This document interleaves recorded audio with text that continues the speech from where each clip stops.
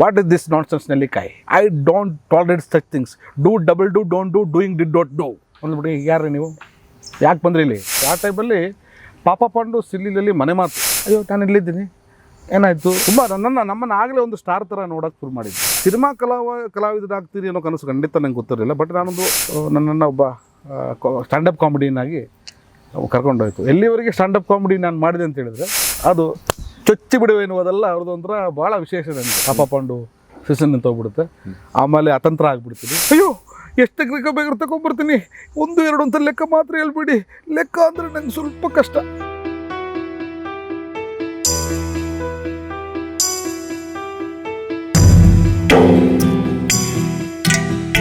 ಈ ಸಿನಿ ಇಂಡಸ್ಟ್ರಿಗೆ ನೀವು ಬಂದಿದ್ದರ ಬಗ್ಗೆ ಒಂದಿಷ್ಟು ಕೇಳಲೇಬೇಕು. ಯಾಕಂದರೆ ಶಿವರಾಜ್ ಕುಮಾರ್ ಅವರ 75ನೇ ಸಿನಿಮಾದಲ್ಲಿ ನಿಮಗೆ ಒಂದು ಅವಕಾಶ ಸಿಗುತ್ತೆ. ಆ ಸಿನಿಮಾ ನಿಮಗೆ ಹೇಗೆ ಅವಕಾಶ ಸಿಕ್ತು? ನಾನು ಆರ್.ಕೆ. ಭಟ್ರು ಕಟ್ಟಿದಂತಹ ಒಂದು ಸುಂದರವಾದಂತಹ ಪ್ರವಾಸಿ ಗ್ರಾಮ, ವೀರಭೂಮಿ ಪ್ರವಾಸಿ ಗ್ರಾಮದಲ್ಲಿ ನಾನು ವ್ಯವಸ್ಥಾಪಕರು ಜೊತೆಗೆ ಕಲಾವಿದನಾಗಿ ಕೆಲಸ ಮಾಡ್ತಾ ಇದ್ದೆ. ಉತ್ತರ ಕರ್ನಾಟಕದ ಸಾಕಷ್ಟು ಕಲಾವಿದರನ್ನು ಕರ್ಕೊಂಡ್ಬಂದು ಗೀಗಿ ಪದ, ಏಕತಾರಿ ಪದಗಳು, ತತ್ವ ಪದಗಳು ಇದನ್ನೆಲ್ಲವನ್ನು ಕೂಡ ಜನರಿಗೆ, ಪ್ರವಾಸಿಗರಿಗೆ ಅರ್ಥ ಆಗೋ ರೀತಿಯಲ್ಲಿ, ಅವರಿಗೆ ಕನ್ನಡ ಜಾನಪದ ಎಲ್ಲ ಅರ್ಥ ಆಗೋ ರೀತಿಯಲ್ಲಿ ಪ್ರವಾಸೋದ್ಯಮ ಜೊತೆಗೆ ಜಾನಪದ ಬ್ಲೆಂಡ್ ಮಾಡಿದಂಥ ವೆರಿ ಡಿಫ್ರೆಂಟ್ ಕಾನ್ಸೆಪ್ಟ್ ಅದು ಆರ್.ಕೆ. ಭಟ್ರ ಕಾನ್ಸೆಪ್ಟ್. ನಾನು ಅವ್ರ ಜೊತೆ ಕೈ ಜೋಡಿಸಿ ನಿರಂತರವಾಗಿ ಕಲಾವಿದನಾಗಿ ಕೆಲಸ ಮಾಡ್ತಾಯಿದ್ದೆ. ಅಲ್ಲಿಗೆ ಬಂದಂಥ ಪ್ರವಾಸಿಗರು ನನ್ನ ಕಾರ್ಯಕ್ರಮ, ಅದು ನಮ್ಮ ತಂಡದ ಕಾರ್ಯಕ್ರಮ ಭಾಳಷ್ಟು ಇಷ್ಟಪಟ್ಟರು. ದಂಡಾಗಿ ಬೆಂಗಳೂರಿನಿಂದ ಕಲಾಭಿಮಾನಿಗಳು ಬರುವಂಥವು, ಹಾಡುಗಳನ್ನು ಕೇಳುವಂಥದ್ದು, ಆ ಲೈವ್ ಸಿಂಗಿಂಗು, ಆ ತಮಟೆ ಎಲ್ಲವೂ ಕೂಡ ಜನರಿಗೆ ಭಾಳ ಹೊಸತನ ಅನಿಸ್ಬಿಡ್ತು. ಈಗ ಸಾಕಷ್ಟು ಟಿ ವಿ ಕಾರ್ಯಕ್ರಮ ಬರ್ತಾ ಇದೆ, ಗಾನಕ್ಕೆ ಹೋಗಿಲ್ಲ, ಕನ್ನಡಕ್ಕೆ ಹೋಗಿಲ್ಲ, ಝೀಯಲ್ಲಿ ಆ ಮ್ಯೂಸಿಕ್ಕು ಇನ್ನೊಂದು ಅಂತೆಲ್ಲ ಬರ್ತಾ ಇದೆ. ಆಗ ಜನರಿಗೆ ಯಾವ ಫೇಸ್ಬುಕ್ ಆಗಲಿ, ಯೂಟ್ಯೂಬ್ ಆಗಲಿ ಏನೂ ಇರಲಿಲ್ಲ. ಆಗ ಲೈವ್ ಆಗಿ ಒಂದು 2 ಗಂಟೆಗಳ ಕಾಲ, 3 ಗಂಟೆಗಳ ಕಾಲ ಮನೋರಂಜನೆ ಜೊತೆ ಒಂದು ಒಳ್ಳೆ ವಾತಾವರಣದಲ್ಲಿ ಕೂತ್ಕೊಂಡು ಹಾಡನ್ನು ಕೇಳುವಂಥದ್ದು ಇಷ್ಟ ಆಗೋಯಿತು. ಆಗ ನಿರೂಪಣೆ ಶೈಲಿ, ನನ್ನ ತಿಳಿ ಹಾಸ್ಯಗಳು ಜನರಿಗೆ ಇಷ್ಟ ಆಯಿತು. ನನ್ನಲ್ಲಿರುವಂಥ ಅಭಿನಯವನ್ನು ಜನ ಗುರುತಿಸೋಕೆ ಶುರು ಮಾಡಿದ್ರು. ಎಲ್ಲರೂ ಬಂದು ಯಾಕೆ ನೀವು ಸಿನಿಮಾದಲ್ಲಿ ಮಾಡಬಾರ್ದು, ನೀವು ಸಿನಿಮಾದಲ್ಲಿ ಮಾಡಬಾರ್ದು ಅಂತ ಬೆನ್ನು ತಟ್ಟೋರು, ಫೋಟೋ ಹೊಡೆಸ್ಕೊಳ್ಳೋರು, ತುಂಬ ನಮ್ಮನ್ನು ಆಗಲೇ ಒಂದು ಸ್ಟಾರ್ ಥರ ನೋಡೋಕೆ ಶುರು ಮಾಡಿದ್ರು. ಹಾಗೆ ನಮ್ಮಲ್ಲಿ ಬಂದಂಥ ಪ್ರವಾಸಿಗರಲ್ಲೊಬ್ಬರಾದಂಥ ನಿರ್ಮಾಪಕರು, ಕಂಪ್ನಿ ಫಿಲಿಮ್ಸ್ನ ಮಾಲೀಕರು, ನಮ್ಮ ಕನಕಪುರ ಕಾಂತರಾಜ್ ಅವರು, ಕಾಂತಣ್ಣ ಅವರು, ಮತ್ತು ಈಗ ನಮ್ಮ ಟಗರು ಚಿತ್ರದ ನಿರ್ಮಾಪಕರು, ಭಾಳ ಒಳ್ಳೆ ಪ್ರೊಡ್ಯೂಸರ್ ಶ್ರೀಕಾಂತ್ ಅವರು, ಅವರಿಬ್ಬರು ಸೇರಿ ಕಂಪ್ನಿ ಫಿಲಿಮ್ಸ್ ಅನ್ನೋ ಫಿಲಿಮ್ಸು ಯುವರಾಜ ಅನ್ನೋ ಸಿನಿಮಾ ಮಾಡಿದರು. ಅದರ 2ನೇ ಸಿನಿಮಾ ನೆಕ್ಸ್ಟ್ ವರ್ಷನೇ ಅವ್ರದ್ದು ಶಿವರಾಜ್ ಕುಮಾರ್ ಸಿನಿಮಾ. ಅವರು ವಾರಕ್ಕೊಂದ್ಸಲ ನಮ್ಮನ್ನು ನೋಡೋಕೆ ಬರ್ತಾಯಿದ್ರು. ಅವ್ರು ಒಳ್ಳೆ ಗಾಯಕರು, ಆಮೇಲೆ ಕಲಾಭಿಮಾನಿಗಳು, ಸಾಕಷ್ಟು ಕಲಾವಿದರನ್ನ ಪ್ರೋತ್ಸಾಹ ಮಾಡುವಂಥವ್ರು. ಇಲ್ಲ ಮಿತ್ರ ಅವರೇ, ನೀವು ನಮ್ಮ ಸಿನಿಮಾದಲ್ಲಿ ಖಂಡಿತ ಒಂದು ಆ್ಯಕ್ಟ್ ಮಾಡ್ತೀರಾ ಹಂಗೆ ಅಂತ ಹೇಳ್ಬಿಟ್ಟು ಅವರು ನನಗೆ ಒಂದು ಒಳ್ಳೆ ಇದೆಲ್ಲ ಮಾಡಿ ಕರ್ಕೊಂಬಂದು ನನಗೆ ಅವಕಾಶ ಕೊಟ್ಟು, ಪಾತ್ರ ಸಣ್ಣದಾದರೂ ಕೂಡ ಸಿನಿಮಾ ಹೀಗಿರುತ್ತೆ, ಹೀಗಿರಬೇಕು, ಕ್ಯಾಮ್ರಾ ಅಂದರೆ ಇದು, ತುಂಬ ಮುಗ್ಧ ಹಳ್ಳಿಗಾಡು ಮನುಷ್ಯ ನಾನು. ಬಟ್ ನೀವು ಅಂದ್ಕೊಂಡಿದ್ರ ಸರ್, ನಾನು ಒಂದಲ್ಲ ಒಂದಿನ ನಾನು ಸಿನಿಮಾ ಕಲಾವಿದ ಆಗ್ತೀನಿ, ನಾಟಕ ಬಿಟ್ಟು ಸಿನಿಮಾ ಕಲಾವಿದರಾಗ್ತೀರಿ ಅನ್ನೋ ಕನಸು ಖಂಡಿತ ನಂಗೆ ಗೊತ್ತಿರಲಿಲ್ಲ. ಬಟ್ ನಾನೊಂದು ಜನ ಬಂದು ಈಗ ಹೇಳ್ತಾ ಇದ್ರಲ್ಲ, ಇಲ್ಲ ನೀವು ಭಾಳ ಚೆನ್ನಾಗಿದ್ದೀರಿ, ನಿಮ್ಮ ಹಾಸ್ಯ ಪ್ರಜ್ಞೆ ಭಾಳ ಚೆನ್ನಾಗಿದೆ, ನಿಮ್ಮ ಕಲರು, ನಿಮ್ಮ ಪರ್ಸನಾಲಿಟಿ ಭಾಳ ಸೂಟ್ ಆಗುತ್ತೆ ಹಾಸ್ಯಕ್ಕೆ, ನೀವು ಬನ್ನಿ ಸಿನಿಮಾ ಇಂಡಸ್ಟ್ರಿಗೆ, ಒಂದಲ್ಲ ಒಂದಿನ ನೀವು ಆಗ್ತೀರಿ ಅಂತ ಹೇಳಿದಾಗ ಒಂದು ಮನಸ್ಸಲ್ಲಿ ಒಂದು ಆಸೆ ಎಲ್ಲ ಆಗ್ತೀರಿ ಅನ್ನೋದು. ಬಟ್ ಇಷ್ಟು ಬೇಗ ಇದೆಲ್ಲ ಆಗುತ್ತೆ, ಇಲ್ಲಿವರೆಗೆ ನಾವು ಟ್ರಾವೆಲ್ ಮಾಡ್ತೀವಿ ಅನ್ನೋದು ಅದು ಭಗವಂತನ ಆಶೀರ್ವಾದ. ಬಟ್ ಒಂದು ವಿಚಾರ ನಾನು ಕೇಳ್ಪಟ್ಟಿದ್ದೆ, ಏನಂದರೆ ಈಗ ನಾವು ಸ್ಟ್ಯಾಂಡಪ್ ಕಾಮಿಡಿಯನ್ ಇದೆಲ್ಲ ನೋಡ್ತಾ ಇದ್ದೀವಿ, ಇದೊಂದು ದೊಡ್ಡ ಮಾರ್ಕೆಟ್ ಆಗಿಬಿಟ್ಟಿದೆ ಈಗ. ಹೆಂಗಾಗಿದೆ ಅಂದರೆ ತುಂಬ ದೊಡ್ಡ ಪ್ರಮಾಣದಲ್ಲಿ ಸ್ಟ್ಯಾಂಡಪ್ ಕಾಮಿಡಿಯನ್ ಈಗ ನಡೀತಾ ಇದೆ, ಅಥವಾ ಅದರಲ್ಲಿ ತುಂಬ ಜನ ದುಡಿತಿದ್ದಾರೆ. ಅದನ್ನ ನೋಡುವವ್ರ ಸಂಖ್ಯೆನೂ ಕೂಡ ಮಿಲಿಯನ್ಸ್ ಟುಗೆದರ್ ಇದ್ದಾರೆ. ಅದು ನಿಮ್ಗೆ ಗೊತ್ತಿರ್ಬೋದು, ಯೂಟ್ಯೂಬಲ್ಲಿ ನೋಡಿದರೆ ಅಥವಾ ಸೋಷಿಯಲ್ ಮೀಡಿಯಾದಲ್ಲಿ ನೋಡಿದರೆ ಅದೊಂದು ಹವಾನೇ ಇದೆ. ನಿಮ್ಮ ವಿಚಾರಕ್ಕೆ ಬಂದರೆ, ಆಗ್ಲೇ ನೀವು ಅದನ್ನ ಅಲ್ಲಿ ಮಾಡ್ತಾ ಇದ್ರಿ, ಎಲ್ಲಿ ಟೂರಿಸ್ಟ್ ಸ್ಪಾಟ್ ಅಲ್ಲಿ ನಿಂತ್ಕೊಂಡು ಮಾಡ್ತಾ ಇದ್ರಿ. ಅಲ್ಲಿ ಏನ್ ರೆಫರೆನ್ಸ್ ಇತ್ತಾ, ಅಥವಾ ಇದನ್ನ ಹೀಗ್ ಮಾಡ್ಬೋದಂತ ನೀವೇನಾದ್ರೂ ಯೋಚನೆ ಮಾಡ್ಕೊಂಡು ಮಾಡಿದ್ರ, ಅಥವಾ ಬೇರೆ ಎಲ್ಲಾದ್ರೂ ನೋಡಿ ಅದನ್ನ ಶುರು ಮಾಡಿದ್ರ? ನಾನು ಈ ಸೂತ್ರಧಾರ ಪಾತ್ರಧಾರ ಅನ್ನೋ ಕಾನ್ಸೆಪ್ಟ್ ಬರೀ ಹಾಡುಗಳಾಡ್ತಾ ಇದ್ವಿ. ಈಗ ಒಂದೊಂದು ತರವಲ್ಲ ತಗಿ ನಿನ್ನ ತಂಬೂರಿ ಸ್ವರ ಹಾಡು ಹಾಡ್ಬಿಟ್ಟು, ಈಗ ತುಂಬಾ ಜನರು ಬಂದಂಥವ್ರಿಗೆ ಇದ್ರ ಅರ್ಥ ಏನು ಗೊತ್ತಿರೋದಿಲ್ಲ. ತರವಲ್ಲ ತಗಿರಿನ ತಂಬೂರಿ ಸ್ವರ ಅದರ ಅರ್ಥ ಕನ್ನಡದವ್ರಿಗೆ ಗೊತ್ತಿರುತ್ತೆ, ಕನ್ನಡೇತರರಿಗೆ ಗೊತ್ತಾಗೋದಿಲ್ಲ. ಆಗ ಬಂದಂಥ ಪ್ರವಾಸಿಗರಿಗೆ ಇದರ ಅರ್ಥವನ್ನು ಹೇಳುವಂಥ ಪ್ರಯತ್ನ ನಾವು ಮಾಡ್ತಾ ಇದ್ವಿ. ಬರೀ ಅರ್ಥನ ನಾವು ಬೋಧನೆ ಥರ ಆಗಬಾರ್ದು ಅಂತ ಹೇಳ್ಬಿಟ್ಟು ಸ್ವಲ್ಪ ಹಾಸ್ಯದ ಲೇಪನ ಇಟ್ಕೊಂಡು ರಿಲೆವೆಂಟ್ ಇಶ್ಯೂಸ್, ಇವತ್ತು ಪತ್ರಿಕೆಯಲ್ಲಿ ಓದಿದಂಥ ಕೆಲವು ವಿಚಾರಗಳನ್ನು ಅದನ್ನು ಹಾಸ್ಯವಾಗಿ ಪ್ಯಾರಡಿಯಾಗಿ ತಗೊಂಡು ಬರ್ತಾ ಇದ್ವಿ. ಆಗಲೂ ಭಾಳ ದೊಡ್ಡ ಮಟ್ಟದಲ್ಲಿ ಮಿಮಿಕ್ರಿ ಅನ್ನೋದು ಹೆಸರು ಮಾಡ್ತಾ ಇತ್ತು. ಮಿಮಿಕ್ರಿ ರಾಜಗೋಪಾಲ್ ಅವರು, ಮಿಮಿಕ್ರಿ ದಯಾನಂದ್ ಅವರು, ಇವರೆಲ್ಲೂ ಕೂಡ ಬಹಳಷ್ಟು ಪ್ರಚಲಿತದಲ್ಲಿ ಇದ್ದರು, ಸಾಕಷ್ಟು ಕಾರ್ಯಕ್ರಮಗಳಲ್ಲಿ ಬ್ಯುಸಿಯಾಗಿದ್ದರು. ಆಗ ಬೇರೆ ಯಾರೋ ನಟರನ್ನು ಅನುಕರಣೆ ಮಾಡಿ ಚಪ್ಪಾಳೆ ಗಿಡಿಸ್ಕೋತಾ ಇದ್ರು, ಅಥವಾ ಇದು ಒಂದು ಸಂದರ್ಭವನ್ನು ಅನುಕರಣೆ ಮಾಡಿ ಚಪ್ಪಾಳೆ ಗಿಡಿಸ್ಕೋತಾ ಇದ್ರು. ಒಂದು ವ್ಯವಸ್ಥೆಯನ್ನು ನಾವು ಒಬ್ಬರೇ ನಿಂತ್ಕೊಂಡು ಅದನ್ನು ನಮ್ಮ ಆ್ಯಂಗಲಲ್ಲಿ ಹೇಳೋದನ್ನು ನೋಡಿದಾಗ ಜನ ಚಪ್ಪಾಳೆ ನಾಳೆ ಏನಾದರೂ ಹೊಸದು ಮಾಡೋಣ ಅಂತ ಹೇಳಿ ಮಾಡ್ತಾ ಇದ್ದೆ. ಆಮೇಲೆ ಶೇಖರ್ ಸುಮನ್ ಅಂತ ಒಂದು ಕಾರ್ಯಕ್ರಮ ಸೋನಿಯಲ್ಲಿ ಬರ್ತಾ ಇತ್ತು, ಭಾಳ ಒಳ್ಳೆ ಕಾಮಿಡಿ ಶೋ, ಅದನ್ನು ನಾನು ಸಿಕ್ಕಾಪಟ್ಟೆ ಫಾಲೋ ಮಾಡ್ತಾ ಇದ್ದೆ. ಆ ಶೇಖರ್ ಸುಮನ್ ಕಾರ್ಯಕ್ರಮ ಜೊತೆಗೆ ನನ್ನಲ್ಲಿರುವಂಥ ನನ್ನ ಸುತ್ತಮುತ್ತ ನೋಡುವಂಥ ಅಬ್ಸರ್ವೇಷನ್ಸು, ಅವತ್ತಿನ ರಿಲೆವೆಂಟ್ ಇಶ್ಯೂಸ್ಗಳಲ್ಲಿ ಇಟ್ಕೊಂಡು ಅದನ್ನು ನಾವು ಒಂದು ಸ್ಟ್ಯಾಂಡಪ್ ಕಾಮಿಡಿ ಥರ ಹೇಳ್ತಾ ಇದ್ವಿ.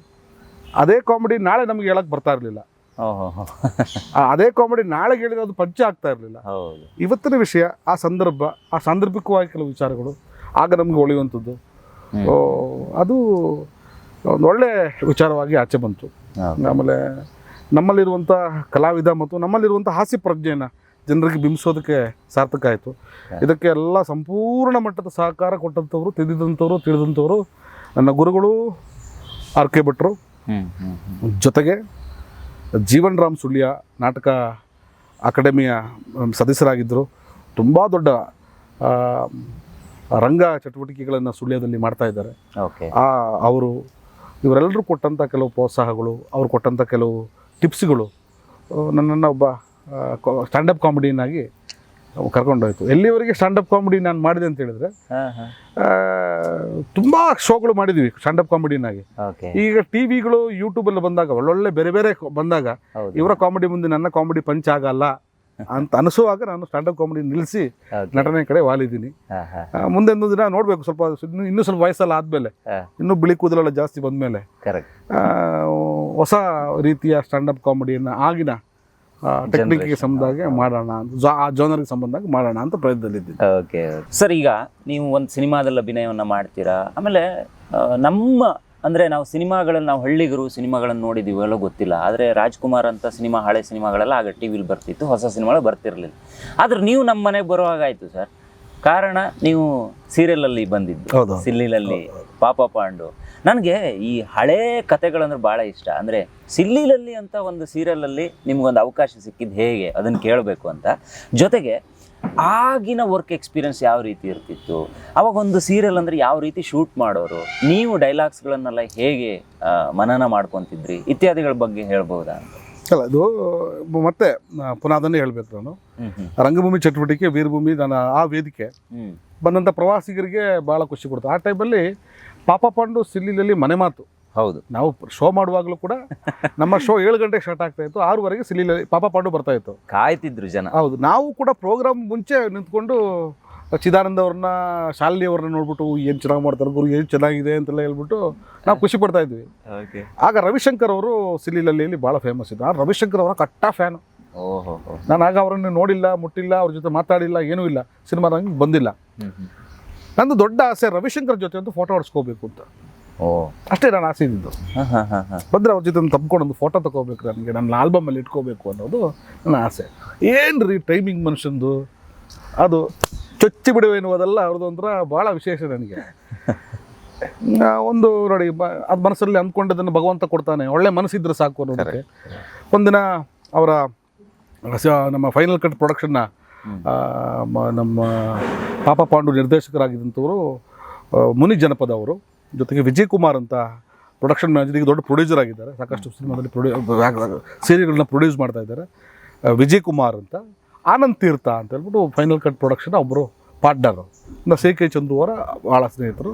ಅವ್ರು ಬಂದು ನೋಡಿ, ನಮ್ಮ ಆ್ಯಕ್ಟಿಂಗ್ ಎಲ್ಲ ನೋಡಿ, ಅವರು ಸ್ಟೇಜಲ್ಲಿ ನೋಡಿದ ಮೇಲೆ ಸೀದಾ ಬಂದು ಸ್ಟೇಜ್ ಮೇಲೆ, ಇಲ್ಲ ಯಾವುದೇ ಕಾರಣಕ್ಕೂ ಇವರು ನಾನು ಬಿಡೋ ಪ್ರಸಂಗ ಇಲ್ಲವೇ ಇಲ್ಲ, ವೇದಿಕೆಗೆ ಬಂದು ಶಾಂತಲೇಶ್ವರ ದುಬ್ಬಕ್ಕೆ ಬಂದು ಮಿತ್ರ ಅವ್ರನ್ನ ನಾವು ಮುಂದೆ ನಮ್ಮ ಸೀರಿಯಲ್ಗಳಲ್ಲಿ ಹಾಕಿಸ್ಕೋತಾ ಇದ್ದೀವಿ, ಈಗ ಸದ್ಯಕ್ಕೆ ಗೆಸ್ಟ್ ರೋಲ್ ಆಗಿ ಅವ್ರು ಮಾಡಲಿ ಅಂತ ಹೇಳ್ಬಿಟ್ಟು ಬಂದು ಅನೌನ್ಸ್ ಮಾಡಿ ನನ್ನ ಕರ್ಕೊಂಡೋಗಿ ಸೀರಿಯಲಲ್ಲಿ ಅವಕಾಶ ಕೊಟ್ಟರು. ಸಣ್ಣ ಸಣ್ಣ ಪಾತ್ರಗಳನ್ನು ನಾನು ಬಂದು ಮಾಡ್ಕೊಂಡು ಹೋಗ್ತಾ ಇದ್ದೆ.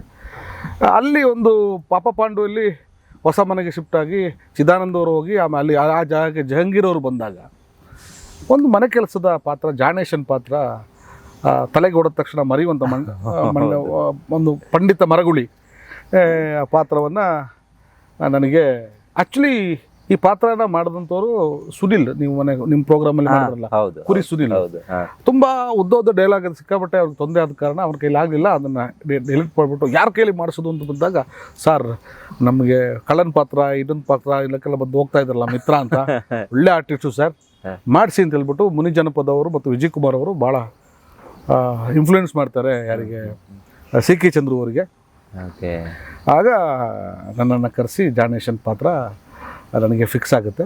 100-150 ಎಪಿಸೋಡ್ ಆದ ತಕ್ಷಣ ಆ ಸೀಸನ್ ನಿಂತೋಗ್ಬಿಡುತ್ತೆ, ಪಾಪ ಪಾಂಡು ಸೀಸನ್ ನಿಂತೋಗ್ಬಿಡುತ್ತೆ. ಆಮೇಲೆ ಅತಂತ್ರ ಆಗಿಬಿಡ್ತೀನಿ. First time in history of T V production ಒಂದು ಧಾರಾವಾಹಿಯಿಂದ ಒಂದು ಪಾತ್ರನ ಇನ್ನೊಂದು ಧಾರಾವಾಹಿಗೆ ಶಿಫ್ಟ್ ಮಾಡಿದ್ದು.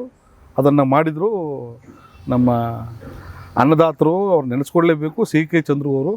ಆಗ ವಿಜಯ್ ಪ್ರಸಾದ್ ಅವರು, ಈಗ ನಮ್ಮ ಸಿದ್ಧಲಿಂಗು, ಕರೆಕ್ಟ್, ಈಗ ಪೆಟ್ರೋಲ್ ಮ್ಯಾಕ್ಸ್ ಎಲ್ಲ ಮಾಡ್ತಾ ಇದ್ದಾರೆ, ಸಿದ್ಧಲಿಂಗು ಅವರ ತುಂಬ ಆತ್ಮೀಯರು, ಭಾಳಷ್ಟು ಹ್ಯೂಮರ್ ಸೆನ್ಸ್ ಇರುವಂಥವ್ರು, ಅವರ ಬರವಣಿಗೆ ಭಾಳ ಅದ್ಭುತ ಇರುವಂಥವ್ರು ನಮ್ಮ ವಿಜಯ್ ಪ್ರಸಾದ್ ಅವರು ಈ ಪಾತ್ರಕ್ಕೆ ಮತ್ತೊಂದು ಜೀವ ಕೊಟ್ಟು ಟವಲ್ಲು ಅನ್ನೋದನ್ನು ಆ್ಯಡ್ ಮಾಡಿ ಒಂದು ಜಾಣೇಶನ ಪಾತ್ರನ ಮನೆ ಮಾತಾಗೋ ಥರ ಮಾಡಿದಂಥವ್ರು ಫೈನಲ್ ಕಟ್ ಪ್ರೊಡಕ್ಷನ್. ಇವತ್ತು ನಾನು ಏನಾದರೂ ನಂದು ಜೀವನವನ್ನು 2 ಪಾರ್ಟಾಗಿ ನಾವು ಡಿಸೈಡ್ ಮಾಡಿದರೆ, ಸಿಲ್ಲಿಲಲ್ಲಿ ಮತ್ತು ಪಾಪ ಪಾಂಡು ಇಸ್ ದ 1 ಪಾರ್ಟ್. ಅಲ್ಲಿಂದ ಮಿತ್ರ ಒಬ್ಬ ನಟ ಮನೆ ಮಾತಾಗಿದಂತು, ಒಂದು ಫ್ಯಾನ್ಸ್ಗಳು ಕ್ರಿಯೇಟ್ ಆಗಿದಂತು, ಒಂದು ವಿಶೇಷವಾದಂಥದ್ದು ಕೊಟ್ಟಿದ್ದು ನಮಗೆ ಫೈನಲ್ ಕಟ್ ಪ್ರೊಡಕ್ಷನ್. ಅದಕ್ಕೆ ನಾವು ಯಾವತ್ತೂ ಕೂಡ ಚಿರಋಣಿ. ನನ್ನ ಆಸೆ ಇದ್ದಿದ್ದು ರವಿಶಂಕರ್ ಅವ್ರ ಜೊತೆ ಅಭಿನಯಿಸಬೇಕು ಅಂದಷ್ಟೇ, ಫೋಟೋ ತಗೋಬೇಕು, ಹೆಚ್ಚು ಕಮ್ಮಿ 400-500 ಎಪಿಸೋಡ್ಗಳು, ಹೆಚ್ಚು ಒಂದು 2.5 ವರ್ಷ ಅವ್ರ ಜೊತೆ ನಾನು ಕಾಲ ಕಳೆಯುವಂಥ ಅವಕಾಶ ಇತ್ತು. ಹೇಗಿರ್ತಿತ್ತು ಸರ್ ಆವಾಗಿನ ಸೀರಿಯಲ್ ಸೆಟ್ಗಳು ಅಥವಾ ಅಲ್ಲಿಯ ಒಂದು ಕಲೆಗಾರಿಕೆ ಅಂತ ಹೇಳ್ಬೋದು, ಅಲ್ಲಿ ಮಾಡುವಂಥ ಕೆಲಸಗಳಿರ್ಬೋದು, ಅವೆಲ್ಲ ಈಗಳಿಗೆ ಕಂಪೇರ್ ಮಾಡಿದರೆ ಯಾವ ರೀತಿ ಇರ್ತಾ ಇತ್ತು? ಅಲ್ಲ, ಅಲ್ಲಿ ವಿಶೇಷತೆ ಏನು ಅಂತ ಹೇಳಿದ್ರೆ, ಒಂದು ಶಿಸ್ತನ್ನು ಭಾಳ ಚೆನ್ನಾಗಿ ಫ್ರೇಮ್ ಮಾಡಿದ್ರು ಸಿ ಕೆ ಚಂದ್ರು ಅವರು. ಇಡೀ ಫೈನಲ್ ಕಟ್ ಪ್ರೊಡಕ್ಷನಲ್ಲಿ ಒಂದು ಶಿಸ್ತಿತ್ತು. ಎಷ್ಟು ಟೈಮಿಗೆ ನೀವು ಬರಬೇಕು, ಎಷ್ಟು ಟೈಮ್ ನಾವು ಹೋಗಬೇಕು ಅಂತ. ನಾವು ನೋಡ್ತಾ ಇದ್ದಂಥ 22 ನಿಮಿಷಗಳ ಒಂದು ಎಪಿಸೋಡ್ ಏನಿದೆ, ನಾವು ಇಡೀ ದಿನ ಚಿತ್ರೀಕರಣ ಮಾಡಬೇಕಾಗಿತ್ತು. ಜನಕ್ಕೊಂದು ಕತೆ. ಹೌದು, ನರಸಿಂಹಮೂರ್ತಿಗಳ ಬರವಣಿಗೆ, ಅದನ್ನು ಪಾಲಿಷ್ ಮಾಡುವಂಥ ವಿಜಯ್ ಕುಮಾರ್ ಅವರು, ಈ ನಕ್ಷತ್ರಗಳು ಸಿಲ್ಲಿ, ಲಲ್ಲಿ, ಪಾಪ, ಇವರು ಡಾಕ್ಟ್ರು, ಗೋವಿಂದ, ಅರ್ಥವಾಯಿತು ಬಿಡಿ, ಇವರೆಲ್ಲರೂ ಸೇರಿಕೊಂಡು ಕೊಟ್ಟಂಥ ಒಂದು ಏನು ಹೇಳ್ಬೇಕು, ಒಂದು ಮಿರ್ಚಿ ಮಸಾಲ, ಎಲ್ರಿಗೂ ಇಷ್ಟ ಆಗುವಂಥ ಒಂದು ಮಿರ್ಚಿ ಮಸಾಲ, ಎಲ್ಲೂ ಒಂದು ಅತಿರೇಕ ಇಲ್ಲದೆ ಇರುವಂಥ ಒಂದು ಅಭಿನಯ, ಆಮೇಲೆ ದ್ವಂದ್ವಾರ್ಥಗಳಿಲ್ಲದೆ ಇರುವಂತಹ ಬರವಣಿಗೆ, ಒಂದು ಮನೆಯಲ್ಲಿ ಕೂತ್ಕೊಂಡ್ರೆ ಎಲ್ಲಿಗೂ ಮುಜುಗರ ಆಗದ ರೀತಿಯಲ್ಲಿ ಇರುವಂಥ ಒಂದು ಸೀರಿಯಲ್ ಆಗಿತ್ತು. ನಾವು ನಡೆಸ್ತಾ ಇದ್ದರೂ ಕೂಡ ನಾವು ಅದರ ಫ್ಯಾನ್ ಆಗಿದ್ವಿ, ನಾವು ಎಂಜಾಯ್ ಮಾಡ್ತಾ ಇದ್ವಿ. ಸೊ ಅದಾದಮೇಲೆ ಆ ರೀತಿಯ ಧಾರಾವಾಹಿಗಳು ಸಾಕಷ್ಟು ಪ್ರಯತ್ನಗಳು ನಡೆದರೂ ಕೂಡ ಆ ಮಟ್ಟದ ಯಶಸ್ಸನ್ನು ಗೆಲ್ಲೋಕ್ಕೆ ಸಾಧ್ಯ ಆಗಲಿಲ್ಲ. ಯಾಕಂದರೆ ಒಂದು ಎಲ್ಲರಲ್ಲೂ ಒಂದು ತುಡಿತಾ ಇತ್ತು, ಒಂದು ಮಡಿವಂತಿಕೆ ಇತ್ತು, ಒಂದು ಕಲಿಬೇಕು, ಏನಾದ್ರು ಮಾಡಬೇಕು ಅನ್ನೋ ಒಂದು ಹಂಬಲ ಇತ್ತು. ಆಮೇಲೆ ಇದಕ್ಕೆ ಪೂರಕವಾದ ಒಂದು ಪ್ರೊಡಕ್ಷನ್ ಟೀಮ್ ಇತ್ತು, ಸಿ ಕೆ ಚಂದ್ರು ಅವರ ಶಿಸ್ತಿನ ಪ್ರೊಡಕ್ಷನ್ ಟೀಮ್ ಇತ್ತು. ಸರ್, ಹೇಳಿದಾಗಲೇ ಒಂಥರ ಖುಷಿ ಅನಿಸುತ್ತೆ ನಮಗೆ, ಕೇಳಿದಾಗಲೇ ಒಂಥರ ಖುಷಿ ಅನಿಸುತ್ತೆ. ಅದು ಆ ಒಂದು ಪಾತ್ರದ ಒಂದು ತುಣುಕನ್ನು ಏನಾದರೂ ಹೇಳ್ಬೋದಾ? ನಿಮ್ಮ ಜ್ಞಾನೇಶನ್ ಪಾತ್ರ ಎರಡಿದೆ, 2 ವರ್ಷ ಇದೆ ಅದಕ್ಕೆ. ಒಂದು ಪಾಪ ಪಾಂಡುವಲ್ಲಿ ಬಂದಿದ್ದು, ಈಗ ಅಯ್ಯೋ ಹಿಂಗಿರ್ತೀನಿ, ದಡ್ಡನ ಥರ ಇರ್ತೀನಿ ನಾನು, ಮುಗ್ದನ ಥರ ತಕ್ಕಂತೆ ಅದು ತಲೆ ಕೈ ಕೊಡೋ ತಕ್ಷಣ, what is this nonsense ನೆಲ್ಲಿಕಾಯಿ, I don't tolerate such things, do double do, don't do, doing did dot do ಅಂದ್ಬಿಟ್ಟು, ಯಾರು ನೀವು, ಯಾಕೆ ಬಂದ್ರಿ ಇಲ್ಲಿ, ಒಬ್ಬೊಬ್ಬರು ಓಡ್ದು ಹಾಕ್ಬಿಡ್ತೀನಿ ಅಂತ ಟಕ್, ಅಯ್ಯೋ ನಾನು ಇಲ್ಲಿದ್ದೀನಿ ಏನಾಯಿತು ಅಂತ ಚೇಂಜ್ ಆಗುವಂಥ ಒಂದು ಪಾತ್ರ. ಆಮೇಲೆ ಅದೇ ಪಾತ್ರನ ಇನ್ನೊಬ್ಬ ನಿರ್ದೇಶಕ ಅಂದರೆ ನಮ್ಮ ವಿಜಯ್ ಪ್ರಸಾದ್ ಅವರು ತೀರಾ ಮನೋಜ್ಞವಾಗಿ ಅದನ್ನು ಬೇರೆ ರೀತಿ ಲೆವೆಲೇ ತೊಗೊಂಡೋಗ್ಬಿಟ್ರು. ಆ ಹೊಡೆಯೋದನ್ನು ನಿಲ್ಲಿಸಿದ್ರು. ಹೊಡೆದು ಬೇಡ, ನೀವು ಲೆಕ್ಕ, ಇದು ನಿಮಗೆ ಲೆಕ್ಕ ಅಂದರೆ ಭಯ ಆಗಬೇಕು, ನಂಬರ್ಸ್ ಹೇಳ್ಬಾರ್ದು, don't say any numbers, Ganesha ಅಲ್ಲಿಗೆ ಹೋಗಿ 2 ತೆಂಗಿನಕಾಯಿ ತಗೊಂಬಾ.